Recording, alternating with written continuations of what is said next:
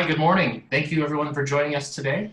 We are very honored to do one of our first virtual public engagements here in Reno, Nevada with the Northern Nevada International Center. My name is Michael Graff. I'm the program coordinator for the International Visitor Leadership Program here at the Northern Nevada International Center. I am honored today to be joined by guests and honorable judges from Kenya, our colleagues in Washington, D.C. at the U.S. Department of State and CRDF Global, and also my colleagues here in Reno, Nevada, Kevin and Honorable Judge Francis Dougherty. We are going to present to you today a wonderful overview of the International Visitor Leadership Program and the impact it has had in the experience of our judges from Kenya who have been participating in meetings virtually here in Reno, Nevada and throughout the United States, focusing on juvenile justice and juvenile law in both Kenya and the United States. And so I wanted to say thank you again, judges, for participating on this program. It's been so nice to get to know you. And I would like, if you guys could, please introduce yourselves, starting with Honorable Laurot, and then we'll go from there. I'm gonna post all the names and titles of our judges in the chat for our participants to see, so you can follow along with who is speaking. So Honorable Laurot, if you could please start off, and thank you. Thank you so much, Mike. Thank you also, CRDF Global, along with the office, the U.S. Department from Angela Otis and others who have ensured that we are here. My name is Abdul Khadir Laurot. I am a chief magistrate, which is a rank within the judgeship in the country of the subordinate court. I work in Nairobi at the Kibera Law Courts. Kibera is found within the informal settlement area of Nairobi and has a population of close to 1.5 million. I have worked in the judiciary. I'm approaching 20 years in service. I have worked in various different courts across the Republic. I have had the privilege to also serve as the Secretary General of the Kenyan Magistrates and Judges Association for 2 terms. I have also just left the Judiciary Training Institute, where I served as one of the trainers, as well as crafting the training program for the judges and magistrates across the Republic, judicial officers and Khadirs. I have worked in various sectors internally within the judiciary. I've been a secretary of the Rules Committee that prepares the rules of procedure for practice in civil matters in court. I've also prepared and participated in the preparation of the manuals on enforcement of enforcement officers on fight against illicit trade, and I've chaired several committees within the National Council on the Administration of Justice. I am extremely elated to have been called upon to participate in this International Visitors Leadership Program, and happy that this journey, although virtually, has enabled me to meet quite some great minds across the sphere of justice in the United States of America. And I feel very, very close to the team that is with us this evening. And I look forward to greater exchange with those that are around us. If I have taken a little bit longer introducing myself, I apologize, but thank you very much for the offer, Michael. Thank you, Judge. Judge Gerhard, could you please introduce yourself?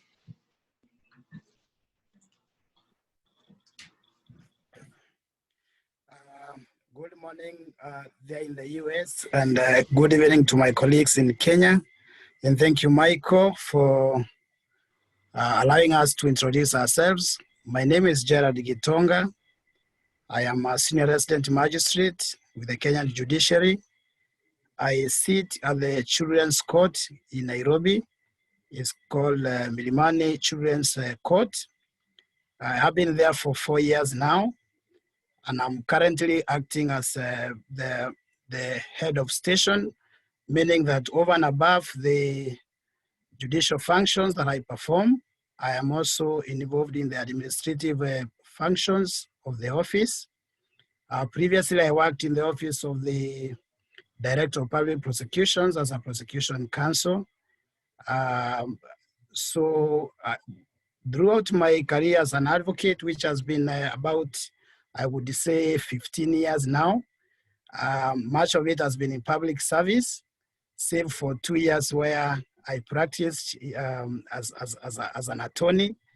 In Kenya, we call them advocates. And when I'm not sitting in court, I also do research.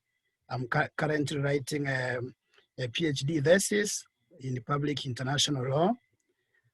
Although ironically, it's not in the area that I'm practicing law now as a magistrate, because I'm writing on issues to do with the legality of the Israel occupation of Arab territories. So a different area altogether, but I feel very grounded in children and juvenile justice as well. It has been a pleasure for me to be with you throughout this period that we have had this program. It's a rare opportunity. I cannot take it for granted. And today, even though it is the last day, I'm hoping to, I'm saying I probably may have saved the best for last. So I'm looking forward to our discussion today. Thank you. Thank you. Thank you, Judge. Ms. Violet, Judge Violet, could you please introduce yourself? Thank you so much. Thank you, Mike, and thank you all the US team for this wonderful opportunity. My name is Viola Yator. I am a senior resident magistrate. I am based at the Tononoka Children's Court. This court sits within the Mombasa Island, and it deals purely with children matters. I have worked in 2 stations previously. First, I worked in the northeastern part of Kenya, that is Garissa Law Courts. And I worked there for 2 years, and then I was posted to Mombasa Law Courts, where I worked for 3 years. And currently I am working at the Tononoka Children. I am also the head of station at the Tononoka Court, meaning I also deal with the administrative aspect of the court.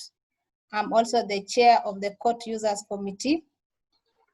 I do not have a long bio because I think I am the second, I'm in the second rank, because we start from the resident magistrate, and then the second, and then we go to the senior resident magistrate, and then principal magistrate. So Mr. Laurot is the senior most here. I have passion for children matters. That is why I accepted to work at the children's court. And I'm glad to be here. I've learned a lot. I'm also not taking it for granted that the US government deemed it fit to choose me to be part of this program.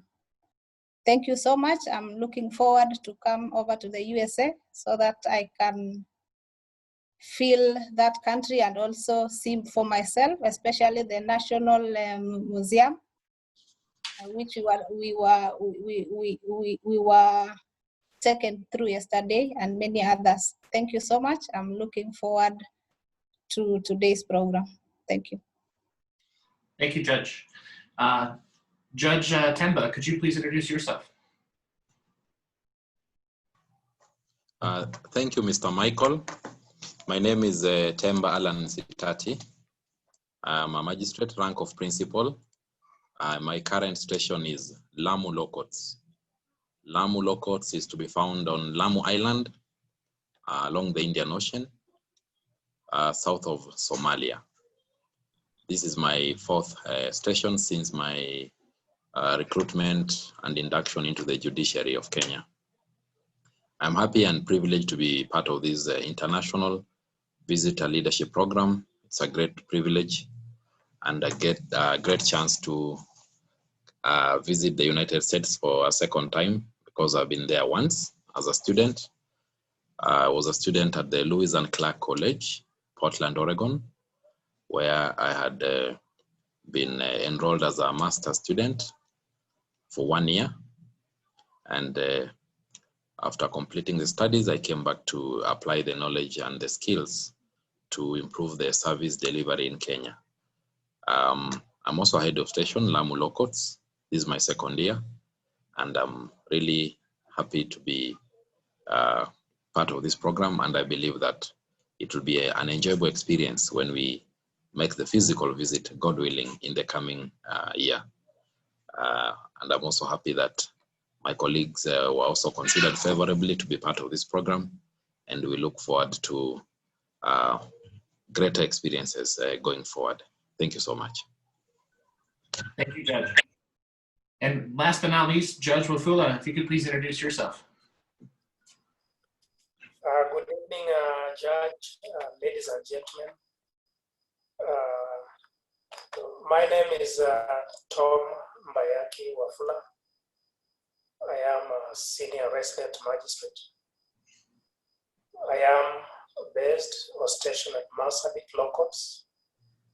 Marsabit Law Courts is in northern Kenya.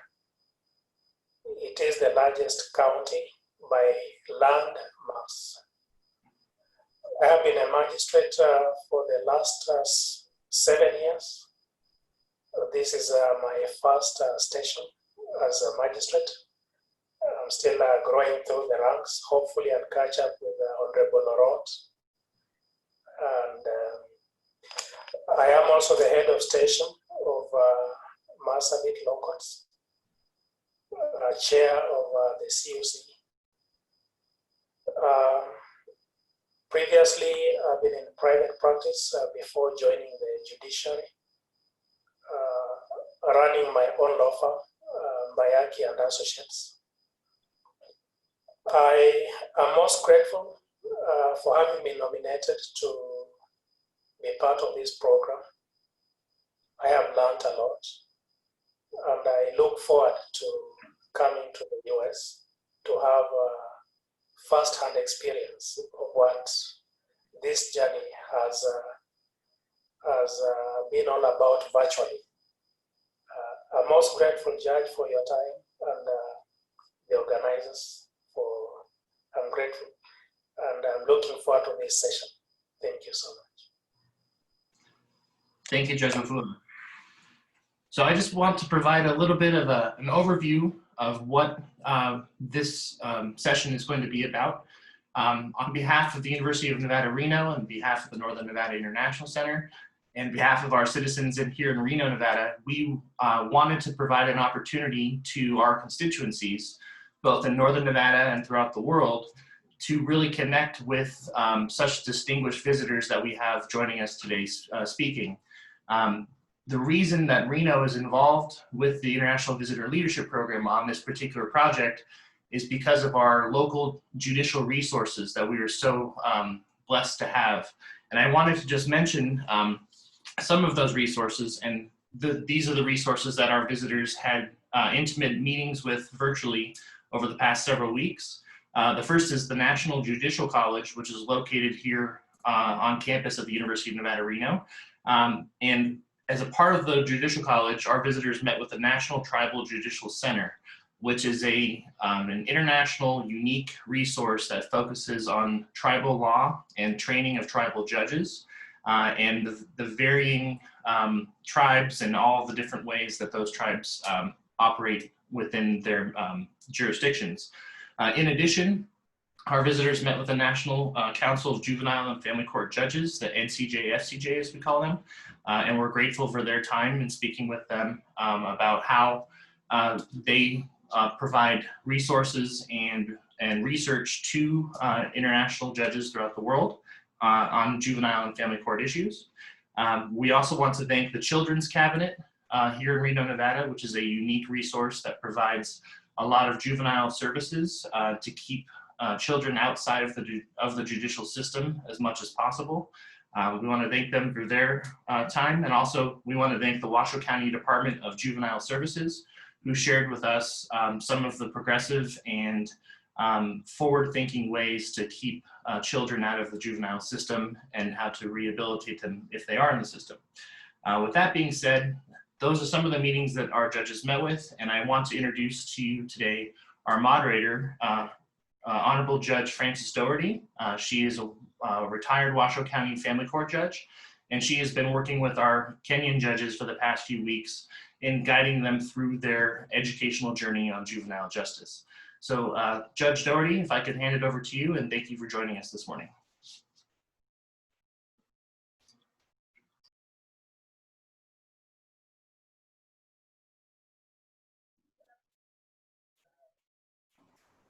Jambo. Hatujambo, Judge. Hatujambo, hakimu mkuu. Meaning judge. Hatujambo, Judge. Thank you, Judge. Judge. How lovely. What a lovely way to start my day. So thank you very much. I'm going to tell you just a little bit more about myself because I've learned so much about you. And I feel as though we are colleagues and brothers and sisters and international connections. I have been an attorney since 1985. I worked as an attorney for approximately 15 years, representing people in low-income poverty circumstances. I have a strong connection to internationalism and to economic deprivation. My country is not, my background is not very exotic, but I am an international citizen. My parents were born in Glasgow, Scotland. My grandparents fled Ireland during the famine. I was born in Australia, and we all now live in the United States. And while those are largely Western experiences, they do and have given me an interest in global matters that I think have fed my career and my career choices. Because internationally, I think we share some of the same challenges, and we are all interested, all of us I have learned in our group here, are interested in addressing those challenges. And while judges are not social manipulators, the ills of society land in our courtroom. And unless we equip ourselves with support, knowledge, insight, and the tools of leadership, we really are ill-equipped to respond to the demands placed upon us. And so I personally have found these discussions enriching, enlightening, concerning, understanding the challenges you've identified that we do not face, but also recognizing we share so many others. This month in the United States is Domestic Violence Awareness Month. And quite frankly, as a family court judge for 22 years, but first as a magistrate and then as an elected judge for 16, domestic violence permeated our work and still does. And its international nature is such a common recognition during the course of my research and exposure to the topic. The United Nations and the International Committee on Women Refugees just last month issued a declaration recognizing again gender inequality with respect to domestic violence and child exposure to child abuse of a magnitude we really can't still fully appreciate. And that is but one example that your court and my courts share, which is the result of domestic violence. And in my career of 40 years, I have to say, as a very young lawyer, I thought, you know, we got this. We are going to educate and train and provide resources and instill enlightenment and adjudicate offenders. And this will be a social ill that we will get on top of. But we know as we go through our careers that we are so challenged and so limited. And our dedication is the primary continuity of dispensing interventions that will hopefully succeed. It's interesting, if you go on the UN website or the National or the International Commission on Women Refugees, you'll find that the newest thought on assisting victims of violence and abuse is not so much providing temporary food, providing temporary shelter, providing counseling, all of which, of course, are initiatives that we still support. But perhaps recognizing the victims as independent human beings, with perhaps their primary need for resources as independent decision-making as to how they use their resources. And so the Refugee Commission is advancing the thought of providing cash or vouchers as opposed to remedies that we identify as needed interventions. And I just add that because 2 days ago, I wouldn't have recognized that particular intervention.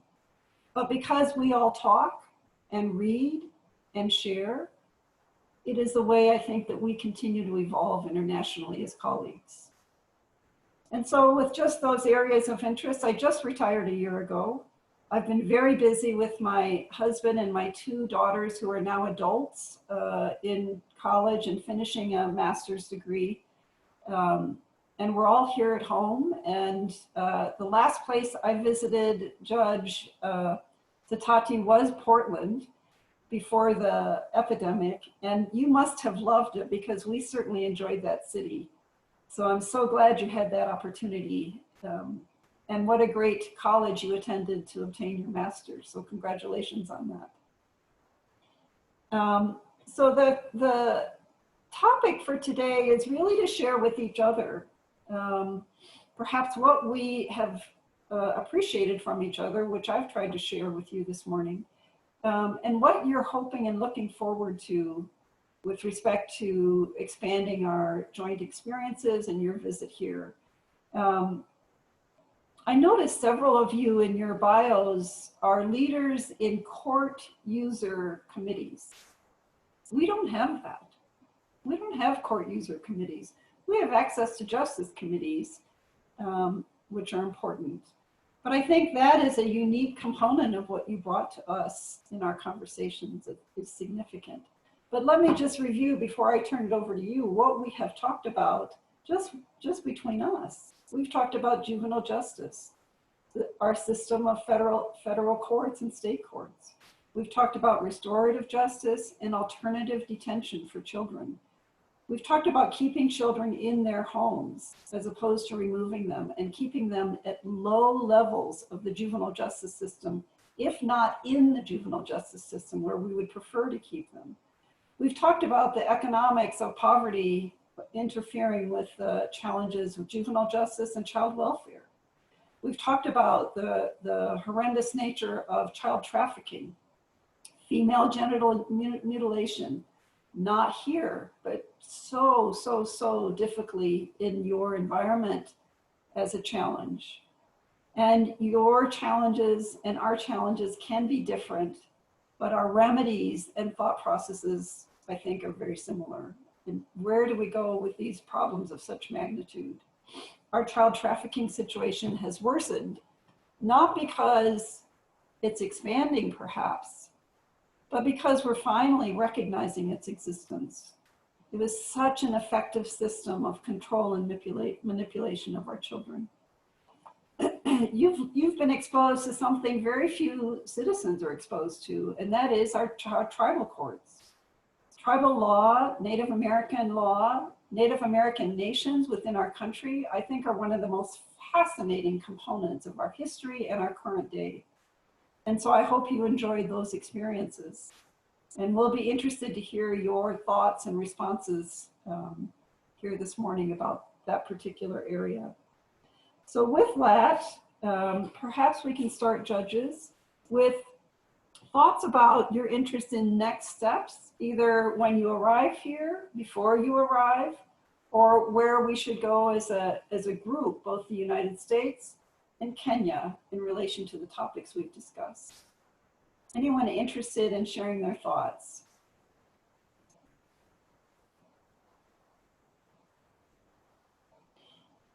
In other words, what do we do with this?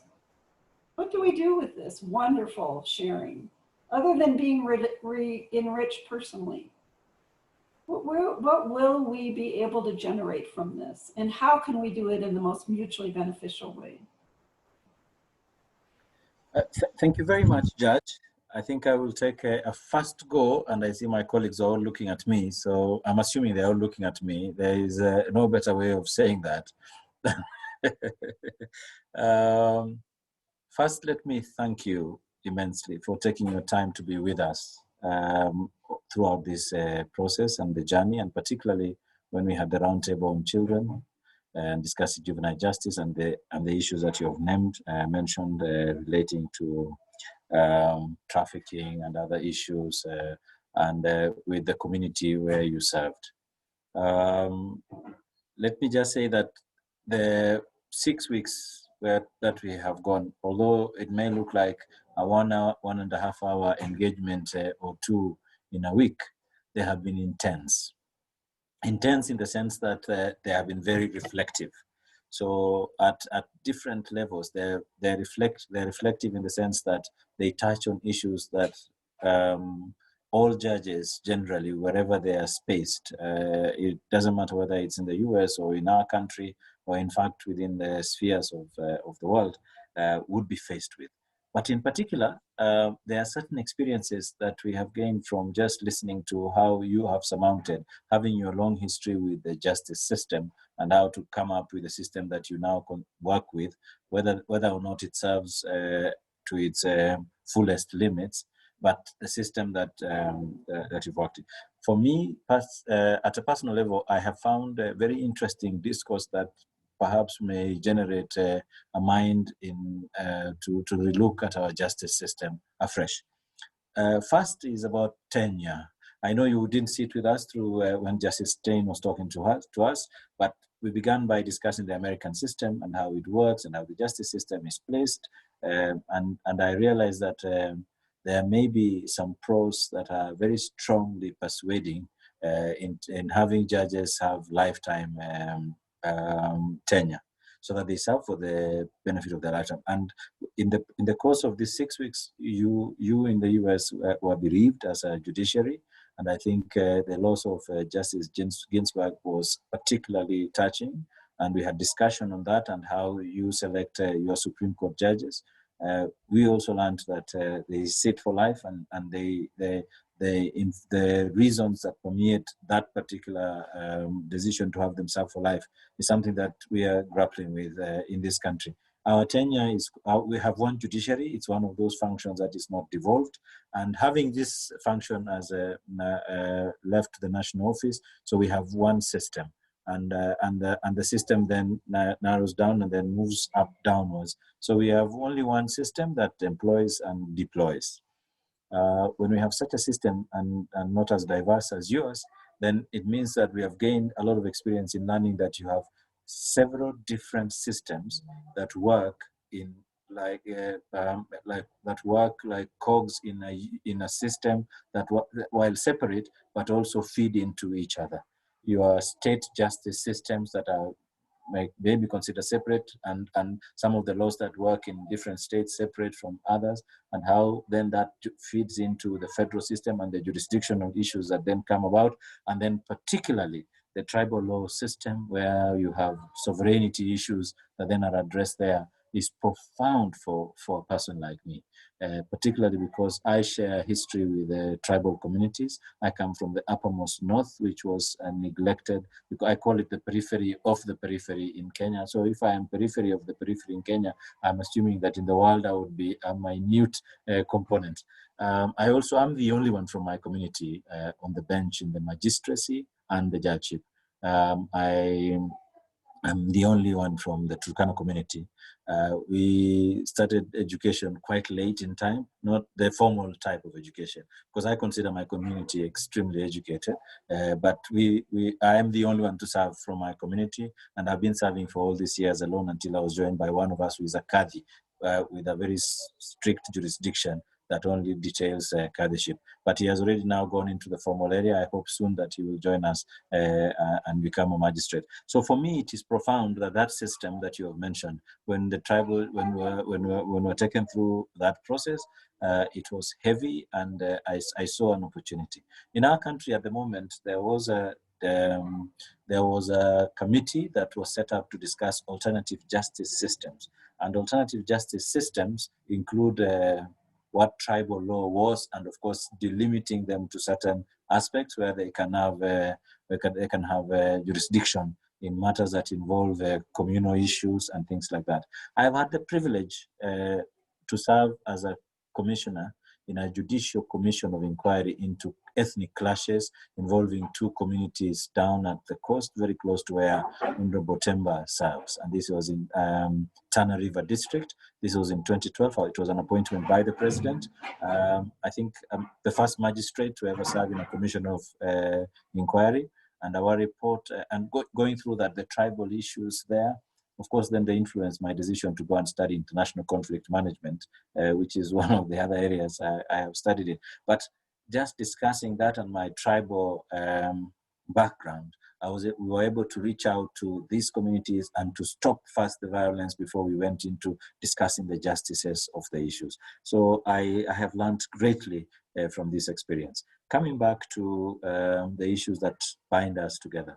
Of course, you have heard that most of my colleagues are chairs of their own respective court user committees. Now, court user committee is a creature of the Kenya Magistrate and Judges Association. Some time back, we were receiving a lot of flack as a judiciary for all manner of things. Then we realized that some of the flack we were taking, or some of the complaints that came to the judiciary, came to us, but they were attributable to other agencies of the justice chain, in the justice chain.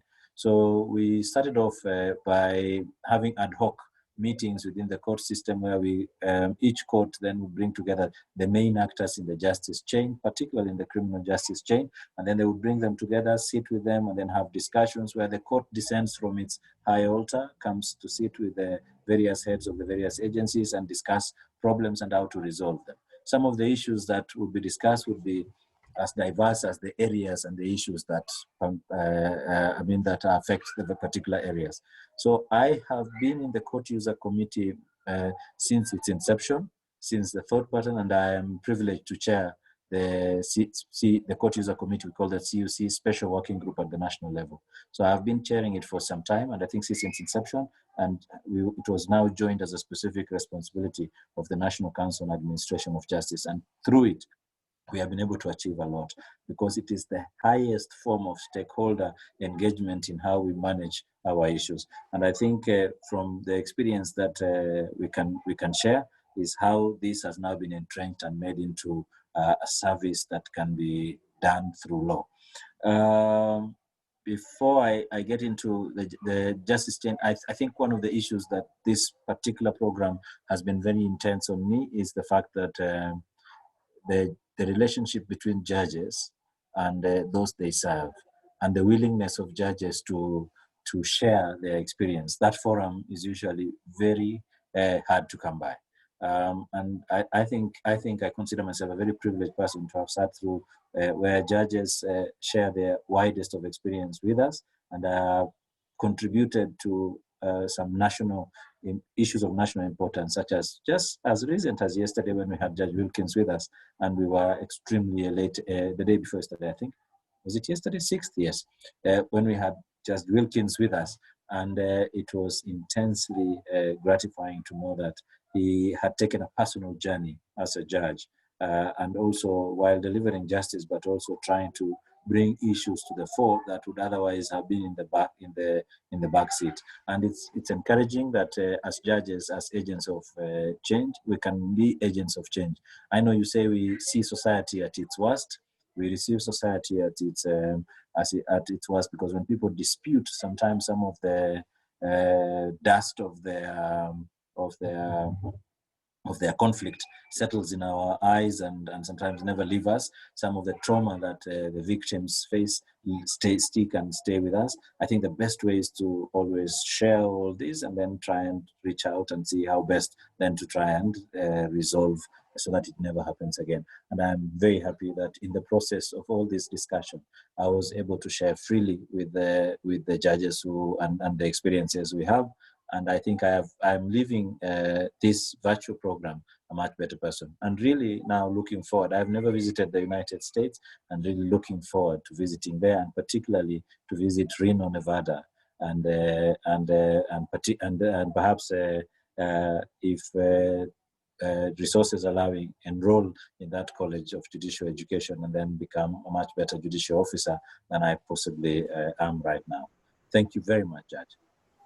Thank you, Judge. So many of your comments are of significant interest, and your exposure to the discussion on our federalist system and our federal and state courts is so relevant to our ongoing experience. You know, our Constitution is a living, breathing document, as I'm sure most constitutions are and should be.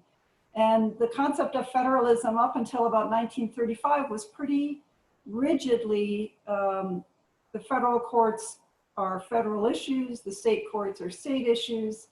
When Franklin Roosevelt passed the New Deal in the 1940s to generate the economy and expand services for the deprived, economically deprived as a result of the Depression, states became more incorporated into interpreting and applying federal law because many of those federal programs were pushed down to states for enforcement. And so we've evolved to a more integrated state-federal system, but certainly with clear lines between the two of us. But you know, nothing can go unnoticed about what is happening in our court system right now. As you mentioned, Judge, our dearly beloved Justice Ruth Bader Ginsburg left us, and we feel, quite frankly, a little bit orphaned, a little bit left behind as judges, much likely similar to how children feel when they lose their parents, no matter what age. And the integrity of our judicial system is really being tested. And only by acknowledging that there is a huge diversity of opinion as to how we go forward, it's so significant that we are not quite sure what the next 3 months will look like, both in our government and our judiciary, what the next 6 months, and certainly what the next year might look like.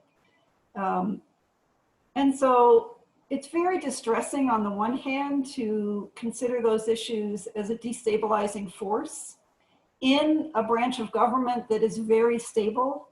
Third branch of government, the judicial branch, is really a very stable branch of our government. It is, as a member of that branch, slightly destabilizing to hear the comments about when and how someone is appointed with such controversial opinions of that process.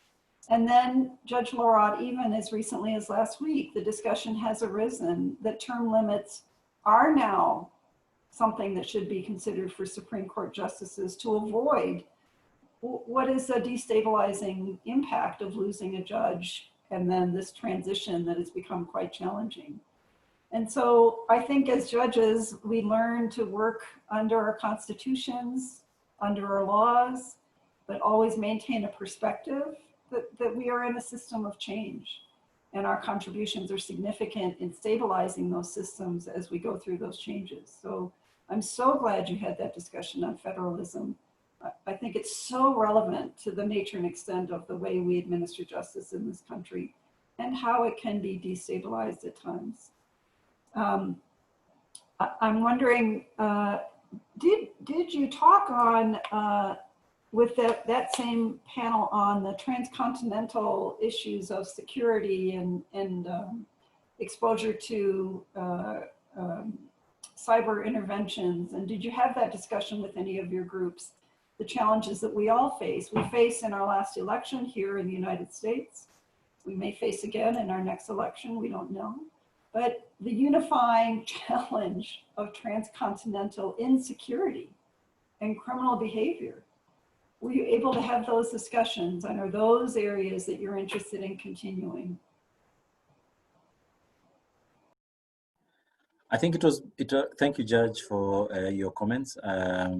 I think it was mentioned in passing when we first had our discussion, and part of the issues we're also discussing was organized crime and how they affect justice. And I think even the transcontinental nature of crime itself. And I think we also had in our discussion with you when we were discussing trafficking, I think those also came up, but I don't think in much depth. Maybe perhaps if COVID allowing, that can then be one of those areas we can look at in much depth, unless I'm mistaken, because I think I only missed only one session, and it was a private session. But I think that was not part of those issues that we fully delved into as deep as we maybe would have thought we should. Well, I would look forward to that discussion with all of you. How about the other judges in relation to the topics you've been exposed to and the areas you're interested in developing and sharing with our audience? Those experiences that you found most beneficial, most intriguing, most challenging. What are your thoughts, and how can we work better to create our connection in addressing our challenges? Allow me, Judge, to go second to my senior brother, Honorable Laurot, very quickly. You now understand why he's senior, because he has literally captured what we've been doing for the last couple of days and weeks. And I can do no better than to associate myself with his observations and comments. But I have one or two things to mention, my experiences, and how going forward I hope to be able to apply myself to improve the juvenile justice in Kenya. To me, the IVLP program has been some sort of a window through which I've had an opportunity to look into the US justice system, especially the juvenile system, which is my area of interest. And it has been particularly interesting to me because I will admit that being or presiding over children cases is one of the most difficult jobs I've had to encounter. I've had the benefit of working in other areas, commercial law, criminal justice system per se, divorcing the juvenile justice. And this is one area which is emotionally draining to me as a magistrate. And what I would say was my take-home point was your advisory and observations, Judge Dougherty. I remember when we had a discussion on juvenile justice. Well, of course, I came to appreciate the fact that there are some challenges that are cutting across when you are seeking to address issues to do with dealing with child offenders, dealing with children who are in need of care and protection, the connection, like you did mention, the relationship between poverty and the level of crimes amongst children. And what stuck to my mind is this issue mentioned that we need to be a little more proactive as judges and magistrates presiding over these cases. The need for us to descend from the high benches that we sit and sort of become community leaders, because that way we are able to work within these communities and perhaps even prevent, because to me, I think it's much easier to address the plight of children if we can ensure that we minimize even the level of delinquencies, the level of commission of these offenses that ultimately they are brought to court with. And I think, luckily, like we have mentioned, because of the involvement we've had with the court users committee, invariably in every station where we have the presiding magistrate as the head of station, that person by law becomes the chair of the court users. And it's a platform that I'm now able to borrow from what we have discussed here, especially in terms of community leadership, and try to influence at that level before the matters can even come before me. So to me, I think this is one of the areas I would say I significantly have to borrow from you. And I think, in fact, even as we speak, because I've seen an email inviting me to another program, the US Department of Justice here in Nairobi has also been very supportive. I've just seen an invitation for us to again meet and address issues of diversion, issues to do with plea bargaining, anything and everything that is likely to ensure that we have ways of dealing with these child offenders and children in need of care and protection beyond the juvenile justice system the way we know it. So to me, I think that is what I would say. It's really been an eye-opener. Of course, there is a lot I've also learned. I had no idea, for example, whether the US has what you are calling the tribal courts and tribal justice. I suspect not many people out here would actually expect that you have, over and above the mainstream justice, you have other ways by which you can deal with matters, not necessarily heading in the mainstream court. The mainstream court the way we know it. So I don't know. I think my curiosity now would be probably to have an opportunity to come and relate with you. I have been very happy to read the passion and the sincerity with which Judge Dougherty, you discuss children cases. I can't wait to meet you and perhaps hope that it can rub off me so that I can do something better for the Kenyan children as well. Thank you. I'll keep contributing as we go on with the discussion. Thank you. Thank you so much, Judge. I really do hope I have the opportunity to meet you and to discuss these things both formally and informally. I noticed that in your stakeholder group, you actually trained persons on the rights of children. So you, again, each of you have taken really significant individual leadership roles. I should correct myself. We do have stakeholder meetings. The challenge is that they are mostly court affiliated stakeholders. What I am inspired by is the idea that we would have community stakeholders and court users in a committee in which we would then train them, receive information and train them on the rights of persons in court. So again, I'm inspired by you, and I look forward to a time when we will have those discussions a little bit more informally, perhaps over a lovely meal, and in addition to our formal environment. I wondered, Judge Yator, you are the only woman did we have another woman to start with? You are the only woman judge in this group.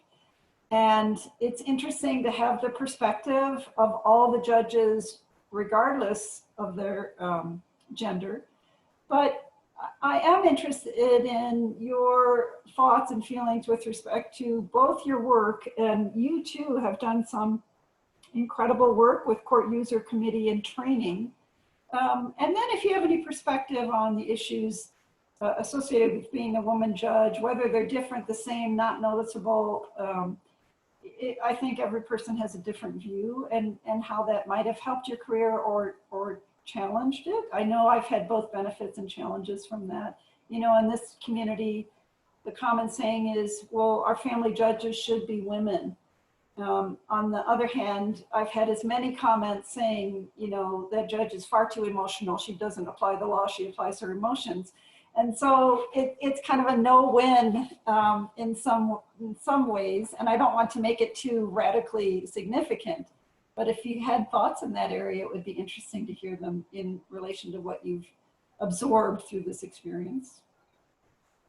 Thank you, Judge. Thank you, my colleagues, Honorable Laurot and Honorable Gerald. In addition to what my colleagues have said, in Mombasa at the Children's Court, I have not experienced maybe discrimination as a woman, but I have an incident that happened to me when I was working in Garissa Law Courts. That is the court in the northeastern part of Kenya. And there was a man who had been charged with assault. He had assaulted the wife, and he pleaded guilty. And then when he was told to mitigate, he said that he was not going to mitigate to talk in front of a woman, and he didn't care whatever will happen to him because he doesn't follow anything that is being said by a woman. So he refused to mitigate, and he told me I can do whatever I want with him. He doesn't care. And there is no way he was going to jail because it was a woman who had pronounced the Now after I sentenced, I fined him, and in default, I think I had given him like 8 months imprisonment. Then he was jumping all over, saying he cannot be jailed by a woman, and he was running away from the dock, saying that he wants to, he cannot obey such orders, and he had to be taken away by the police. So that was the experience at the Garissa law courts. It is the community there is a patriarchal community, and most of the time they don't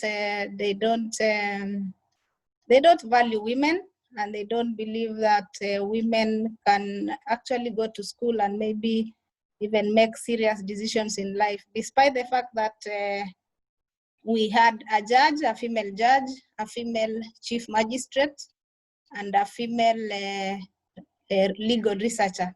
But our lives there were not easy. But here in Mombasa, at least people are civilized a bit. They cannot tell it to your face, but what we hear from our friends maybe and our colleagues, advocates, they normally say women are biased, especially in the custody and maintenance cases. Most of the time they think we favor the women when making our decisions. Okay, aside to that, what I found interesting with the US system, what has struck me most is the friendly names that the US is using, ranging from the juvenile, like Juvenile Justice Institute, where they train judges and maybe all the actors in the juvenile justice system. I like the word they use, Justice Institute, Justice, what, Justice. I think it is kind of unique, and it is something that we need to borrow as a country, because looking at our names, especially like we use the children remand home. I believe we can do better and advance that name to make it a bit friendly, like Juvenile Justice maybe Center or something like that.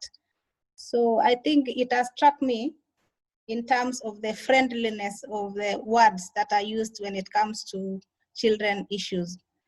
I have also noted that in the US, we have quite a number of institutions that train judges, children officers, probation officers, and the rest who deal with the children matters.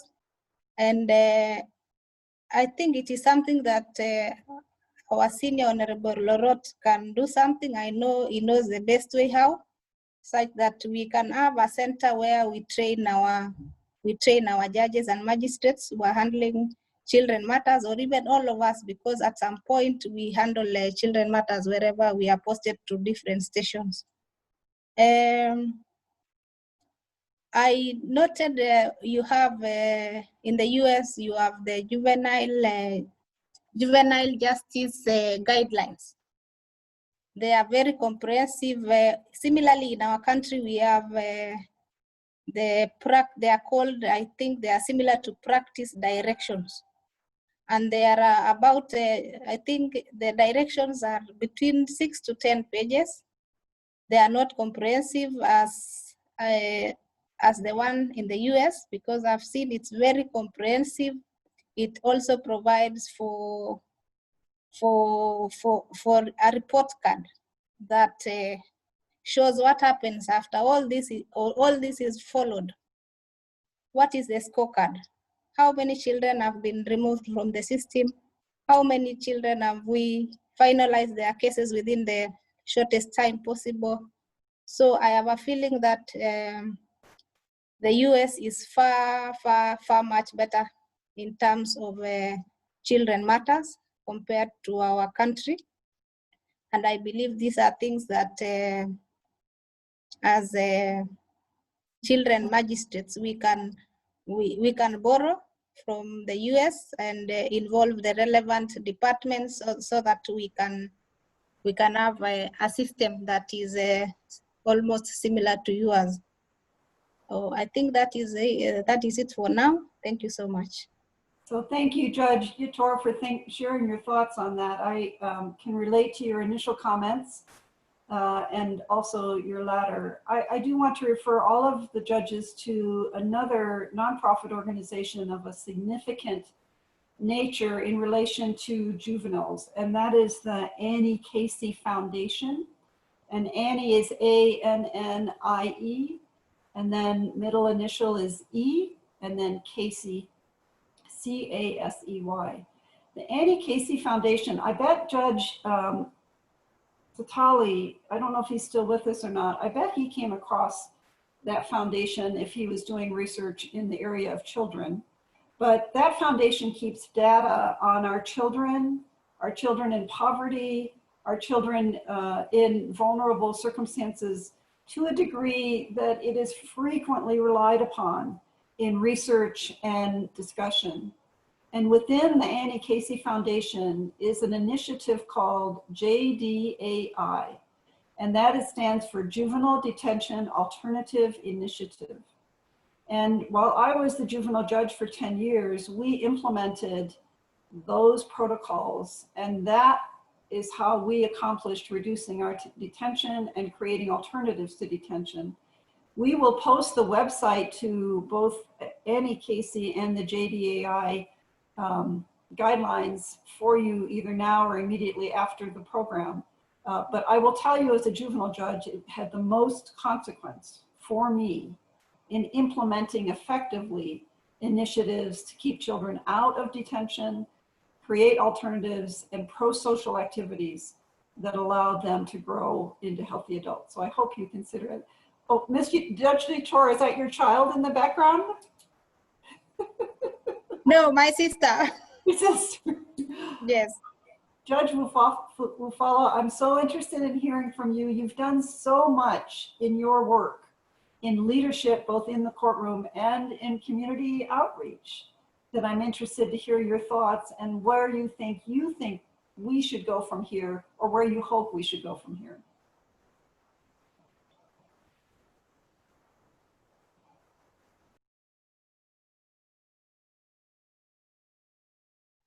Kindly repeat, Judge.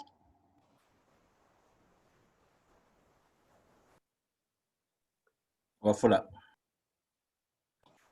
Oh, yes. Thank you, Judge, for your comments. Thank you for your leadership. I must say, I'm, so to speak, short of words, Judge. One thing, you have a whole world of experience, 40 years experience. I'm barely 41 years old. Right. So I'm a toddler with your whole world of experience. I just love to sit under your feet and learn.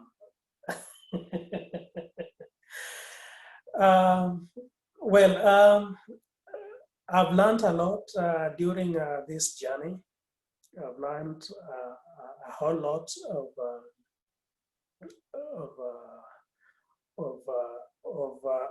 principles, ideas. First, in respect to children, as a magistrate court in Marsabit law courts, we handle a whole range of children matters. Just sharing, associating myself with Judge Yator, juvenile matters, children matters, the female gender. Children are not, girl child, so to speak, is not highly esteemed in this community, Marsabit law courts, Marsabit community. So as a juvenile court, I have learned that we have to set the pace. We have to speak for the girl child. we have to lead from the front as court users committee chair, as chairs of the bar bench committee, speak to the advocates, encourage them to have the culture at the forefront. They have learned that there are some retrospective practices which bedevil our community.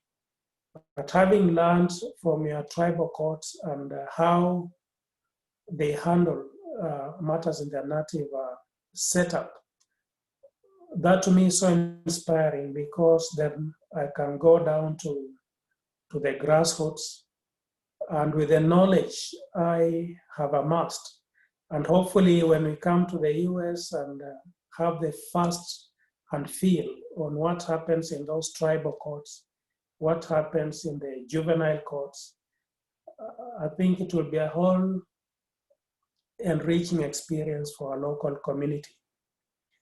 I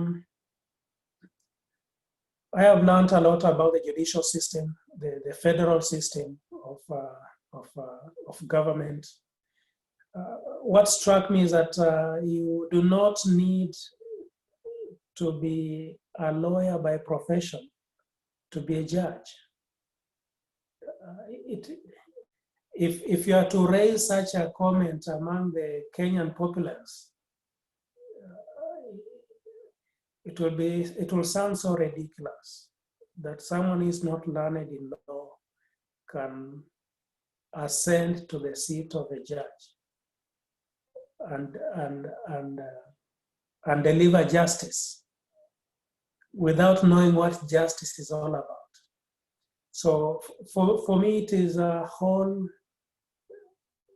window of exposure, like Judge Gitonga said. And I would just love to come to the US, come to Arena where we have all those resource centers. I love that. I think I'll communicate, I'll contribute more as the discussion goes on, because there's just too much to share. Well, thank you, Judge. Thank you, Judge. The courts that you're referring to, especially the tribal courts, we studied them very closely in our juvenile justice work, because they created alternative resolutions for families and children that we were not touching. You know, they create healing circles. They create a victim offender resolution that puts an issue to rest, because in their nations, on their reservations, those people will continue to live. And unless they have peace within their community, through their members, they will not have peace. And we learned so much from that. And really, it's been a hidden secret to the non-tribal judicial system, all of these wonderful remedies that the tribal courts have to offer us. So I too am really fascinated by that court system, and would love and very much enjoy going with you to watch those hearings on our reservation, and I hope that might happen. I am not seeing, but I know Judge Zittati is with us. Oh, Judge, please go ahead. Yes. Something else that struck me is the museum. Yeah. The museum. Yesterday I was hosting one of our employers here, and they struck a chord with yesterday's discussion about the museum. We also have a museum, Judicial Museum, and our visits to the US would greatly enrich our museum. So this exchange, yes, I think is a very important input into our judicial system. Thank you, Judge. Thank you, Judge. And I hope you will perhaps have the opportunity to visit Washington, D.C. The museums there as well, not all judicial, but certainly all related to the formation of our democratic republic. The African American Museum is incredible, incredible. The Holocaust Museum, we hope that you have those opportunities, because they are not to be missed. And there is Judge Zittati, and I know, Judge, you have such a challenging job in your area of work, and you always come across as so positive and so kind of forward looking. I'm wondering how you're looking forward with the information we've all shared and where we go from here to maximize your experience as well as our own.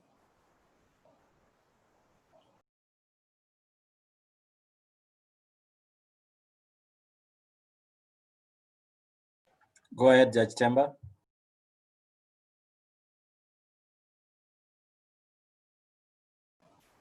So Judge Sitati, can you unmute yourself and then share with us your thoughts?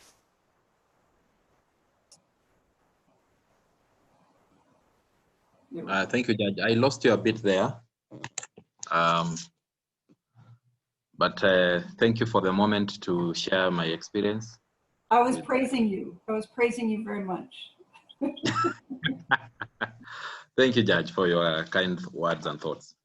First of all, for me, apart from being a privilege to participate in this program, I have gained in a number of ways. I could summarize them into 4. 1, knowledge. 2, opportunity. 3, materials, and the last one is lessons.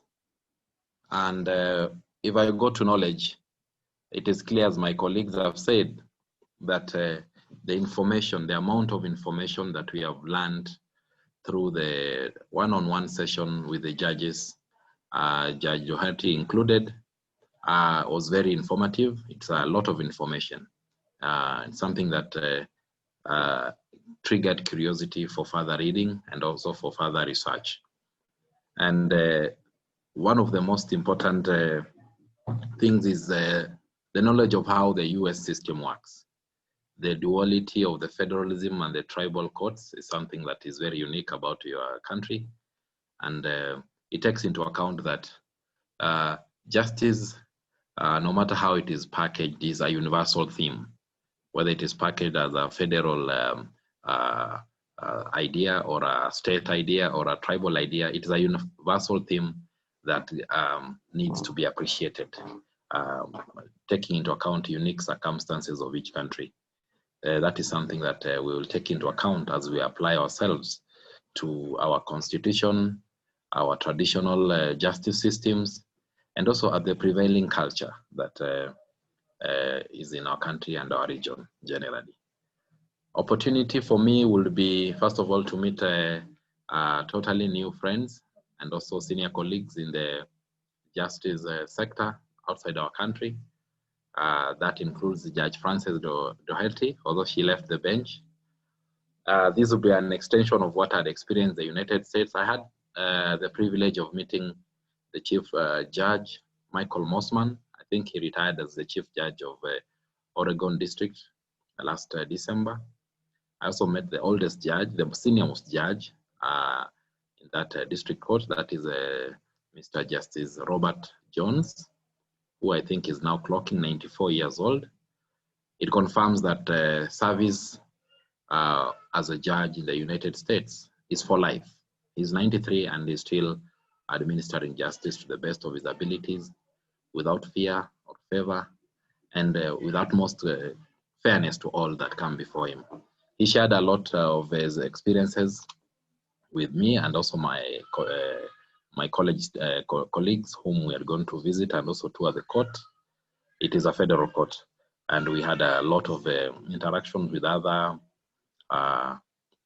players in the justice system. We met the prosecutors there. We also met attorneys.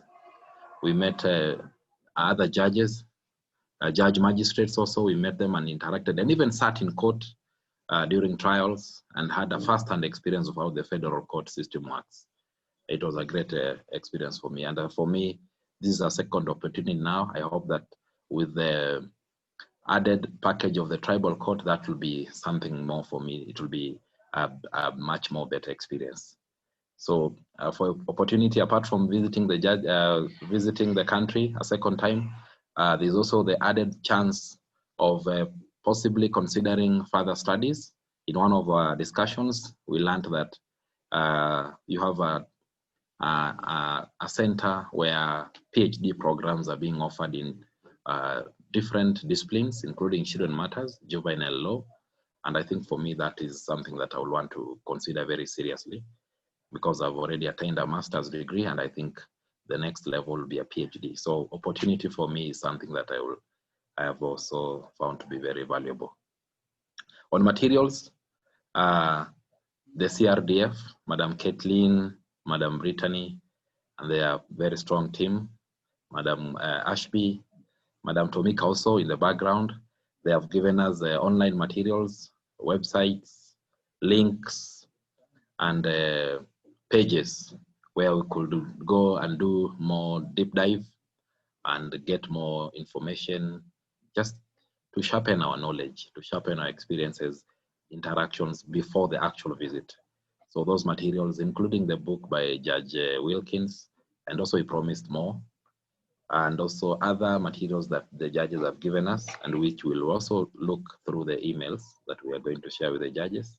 We have also given our own materials. I think our senior here, Mr. Laurot, gave, I think there's a book that the judiciary had launched, and he shared it with the panelists in another session. So materials is something that we are going to work on going forward. The lessons I've learned, especially with the tour of the museum yesterday, I learned a few things that will stick for long in my mind. One is that historical injustices must be tackled continuously. It is not a one-off event. It is something that will take a long, it might even take more than 100 years to tackle some of the historical injustices against women, against children, against the vulnerable members of the society. But as long as we keep our eyes on the ball, it will always be resolved. That was something that I learned from the tour of the African American Museum of Natural History. And I also learned that when judges are fair, they have a very strong impact. They have a very long-lasting impact to the stability of the societies. In that particular story by our panelist, Mr. Justice Wilkins, he shared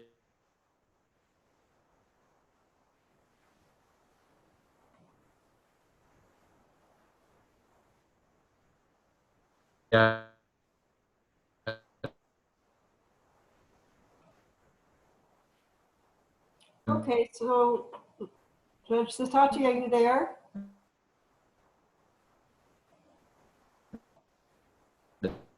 Here you are.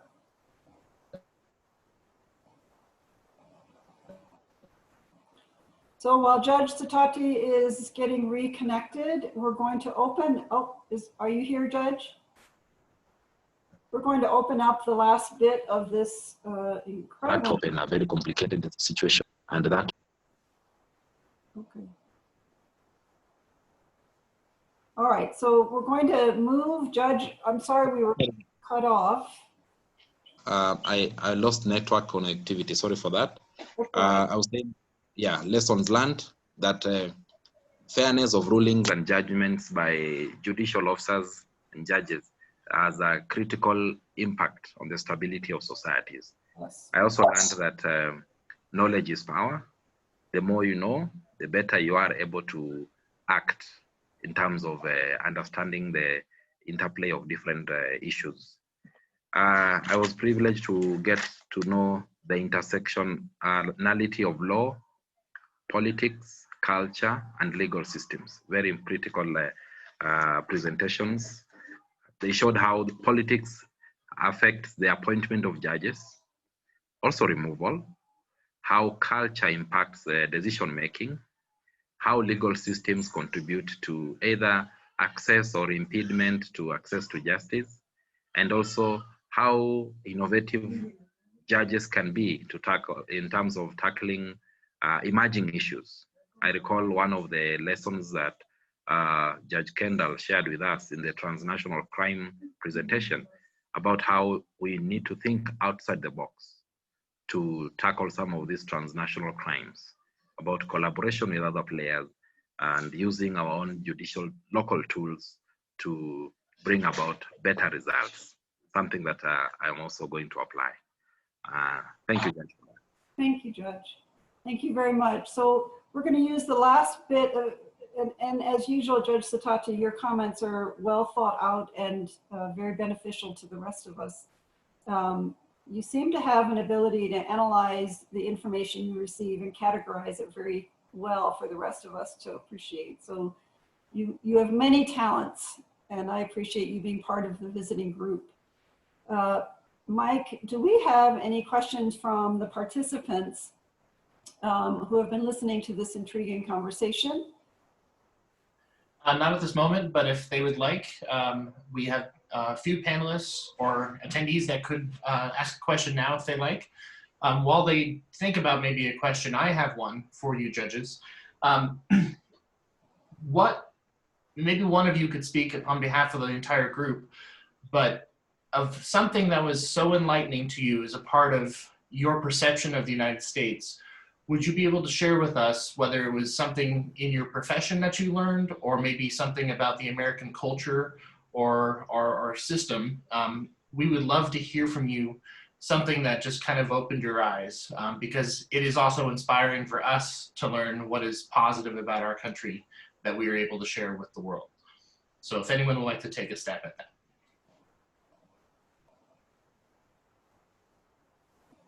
Okay, Judge Sitati. Thank you. Both from my previous experience and even just from this particular engagement, I would say, and I think my colleagues will agree, that our perception of the American system is that you are very well organized and you are accommodating. I personally have had a different experience from a country whose name I will not state, but I had a chance to visit that country, and we were not even able to go to their courts. And we were there for about 3 months. And that was the idea of us going to their country. They did not even allow us to go and see even how their libraries are done. They were very restrictive. And I think your accommodating approach has given us the widest exposure to the materials, to the knowledge, to the preview of what we are going to experience when we actually come, God willing, next year. So our perception is that America is a well-organized country. You have innovative solutions, and that looking forward, we are coming to learn even more when we see actually the system at play. With the permission of the judge, maybe my colleagues can also share their perception of how this has been. Thank you. Thank you, Judge. Thank you, Judge. Any other thoughts on that question? Yes, Judge, and thank you, Mike, for the question. For me, profoundly, what has come out as profoundly significant about the American people is your structures. You're a country where you have taken a lot of investment in the structures, and those structures are what gives you some the stability that we all look up to America for. So that even I think you're experiencing perhaps one of your worst challenges politically. We have always looked up to America as the pinnacle of order and the big brother to look up to. And sadly, of course, the way things are going, and I think your systems and structures are being tested in a most profound way as we speak. And the structures you have established through the years over the period and the century and a few that you've been around, those structures work. And therefore, the greatest investment, I think, to a nation such as ours and yours is to consider investment in these structures, so that when you leave behind, it's the structures that then give effect and impact to how society, to the governance system, how society appreciates itself, how society is governed. And this has also enabled Judge Wilkins, perhaps, if I may mention, and the movement towards bringing order and justice and correcting the effects of a past that I'm sure we are all most ashamed of. whether we were the slaves ourselves or we partook in the slavery or we were subjected to it, all those things that went to it.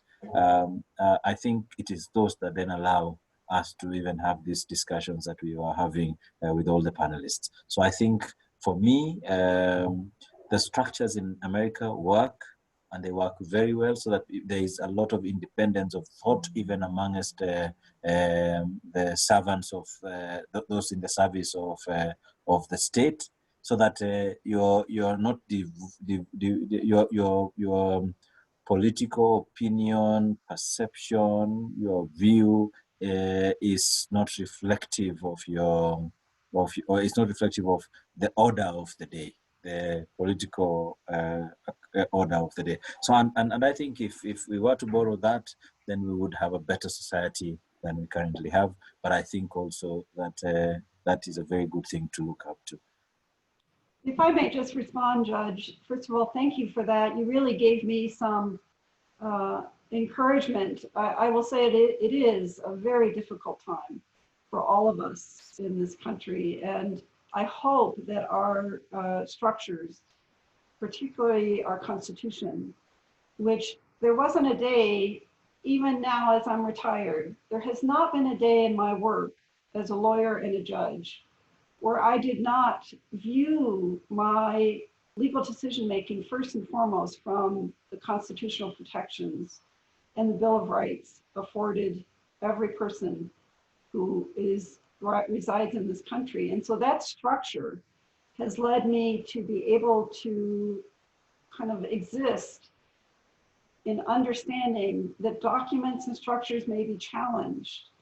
They may be disregarded, but in the end, after 250 years of nationhood, it survives. And I hope that the chaos that could occur in the beginning of next month will not occur because of that structure. And I hope you will all think of us and understand that we very much believe in our Constitution and in our constitutional process, and that faith is going to be tested. But we still have the confidence that that Constitution will protect our democracy. I am going to commend to you a book that I've been reading to see that challenge is a constant. Challenge with respect to civil rights and human rights is a constant. And our remedies, small and large, small being our daily efforts and large being our democratic republic and constitution, are in response to those challenges. But the book is called A People's History of the United States. It's written by Howard Zinn, and it takes us back to 500 years ago in the United States and South America when slavery was instituted, and it takes us all the way through 2000. And it gives the perspective of very challenging historical facts that we don't really want to see or read or hear, except we must, to understand the fiber and weave of our country and of our citizens. And it really goes, quite frankly, to the challenges appropriately raised in the Black Lives Matter movement and in other related movements, to understand the emotion, to understand the inequities, to understand their current prevalence, and to understand the application of our Constitution to all residents. So I'm reading that to hearten myself to know that our past predecessors have dealt with challenges and have overcome them, and we will too. And your statement, Judge Laurot, is very encouraging in that regard, and I appreciate that. And we will continue to be a strong neighbor, friend, and hopefully colleague and leader with Kenya and with all of you. So do any of you have final thoughts? You are all such wonderful speakers. I love hearing from each one of you. And we will extend the time if you have any further thoughts or if there are any other questions from our participants. I just want to say thank you, Judge, for the book recommend, and I think it's one of those that I will read. I am actually currently looking at my library, which is just across, and one of the books that I was reading is Why Nations Fail. So it's one of the it's is one of the books I'm reading, and a powerful reminder. I'm also reading one of the books that I've just finished it. It is with respect to the Rwanda genocide and how a general, the Canadian general, from his perspective, why we couldn't stop how that happened. So I really want to appreciate that what you're going through is something that we are looking up to and saying, you will get over this. Yes, and we know this, and we know that you are a good friend of Kenya. Thank you. Thank you, Judge. Judge, will you share that last book, the title, with me? I would be interested in reading that last book that you mentioned. Okay, shortly. Yes. Okay. Any other questions from our audience or participants?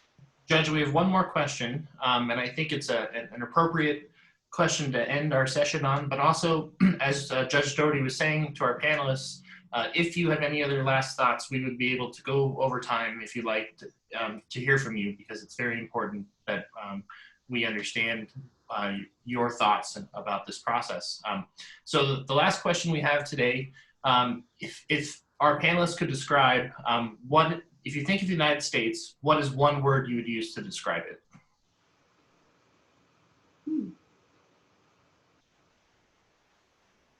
I would say bodacious. That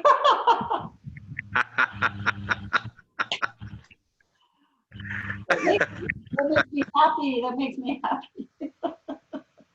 Yes, I would say inspiring. We all need inspiration, don't we, Judge? We all need it.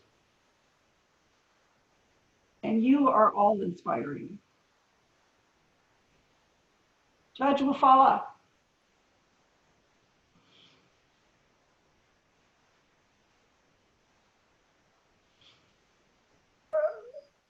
Judge Gitonga will go first.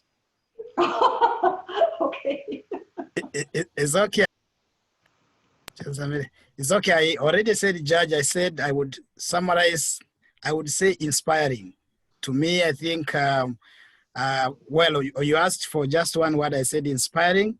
But if you were to permit me 1 minute to add, I would say that to me, just like our senior brother, Honorable Laurot, said, when we say that the US, and this is the experience I've picked, when we say that the USA is a world leader, in my view, this is not just a political statement. It is something you have lived, you have demonstrated. The fact that you can look out for other states like ourselves, even to spare the resources to put us into this kind of program where we can learn and exchange experiences. To me, you are going over and above what any state would be willing to do. And I'm saying this as someone with a lot of interest in public international law. I know you have no obligation whatsoever under any law, but you are going out of your way. And therefore, to me, I think you really have lived to, you have lived the billing of being our big brother, and we appreciate and we thank you for that. Thank you. Thank you, Judge.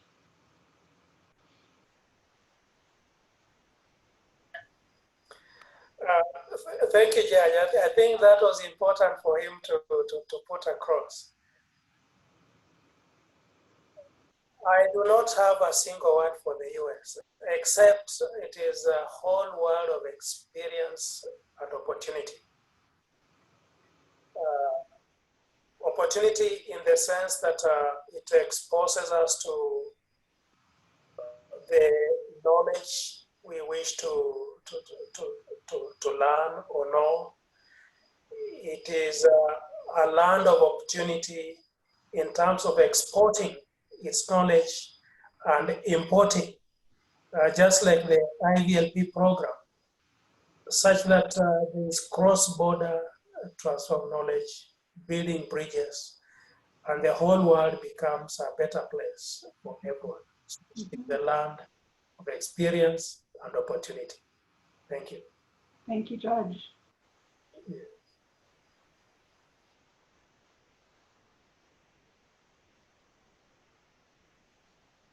Similarly, for me, I have many words to describe the US.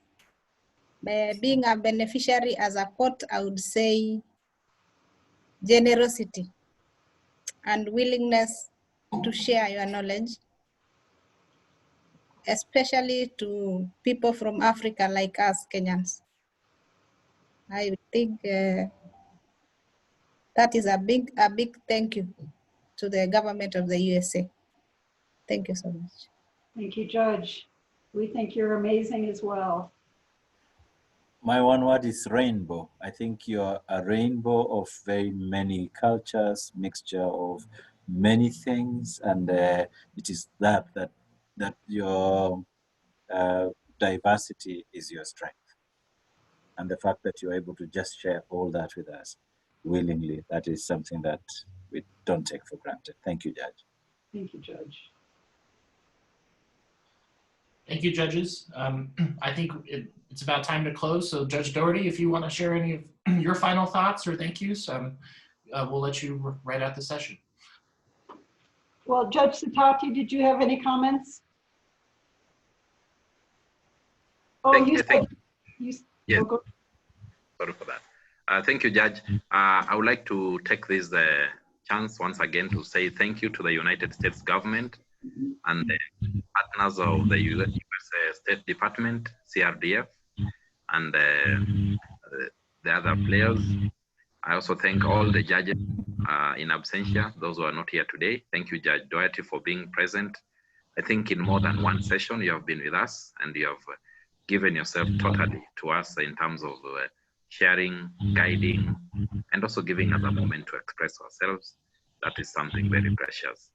And we look forward to the coming actual visit, God willing, in the coming year, when we shall have a one-on-one session with each of you, if the circumstances will permit. We wish you God's blessing. We pray that as you make America great, we'll also make our country great. Thank you so much. So much, Judge. Thank you to all of you, to the State Department, first and foremost, for facilitating and making these conversations possible. And for the Northern Nevada International Center and its amazing staff who do this with such ease. And I am quite intimidated by everything except the human conversation, and they make that possible by everything they do in the background. So I am sure your visit here will go smoothly because you are in expert hands. And I just want to thank you again for your willingness to have personal, professional, political, judicial conversations in an open manner with such ease and such graciousness. And I will go about my day and my week and my month looking forward to the day when we all meet again and continue our conversation of work and of new friendships. So go in peace, and we will all think positively about the closure of this year and the beginning of next. And you are in my thoughts forever. So thank you so much. Thank you so much. Thank you, Mike. Thank you, everyone. That will conclude the broadcast of the session. And I hope our panelists could stay online so we could get a proper farewell to everyone. Okay, and I'll be leaving now. And if you need the name of that book, I think they're going to post it. So feel free to contact me directly on any email inquiry or through the center. Good luck to everyone. And thank you again.